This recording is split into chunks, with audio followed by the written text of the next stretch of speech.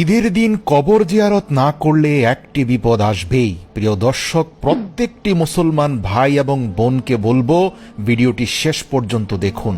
আল্লাহর রাসূল সাল্লাল্লাহু আলাইহি ওয়াসাল্লাম বলেছেন, যখন দুনিয়ার বুকে ঈদের খবর ছড়িয়ে পড়ে তখন বারজাখ তথা কবরের জীবনের বাসিন্দারা দুনিয়াতে বেঁচে থাকা তাদের আত্মীয় স্বজন ও পরিবার পরিজনদের কথা স্মরণ করে এবং তাদের উদ্দেশ্যে কবর থেকে বলতে থাকে, আমরা দুনিয়ার জীবনে ঈদের দিন আমাদের আত্মীয় স্বজনদের জন্য কত কিছুই না করেছি।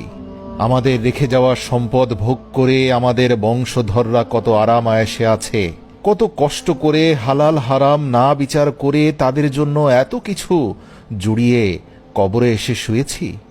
অথচ আজ আমাদের মৃত্যুর পর আমাদের বন্ধু বান্ধব ও আত্মীয় স্বজনেরা, আমাদের আপন জনেরা, আমাদের বংশ আওলাদেরা আমাদের কথা মনে পর্যন্ত করে না।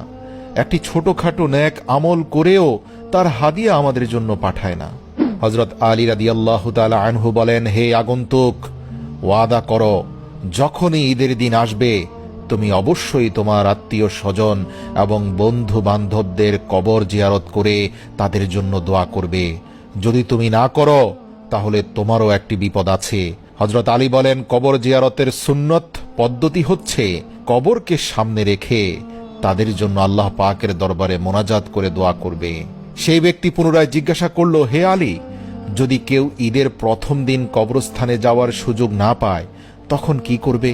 হযরত আলী রাদিয়াল্লাহু তাআলা আনহু উত্তর দিলেন, তাহলে সে ঈদের পরের দিন যাবে।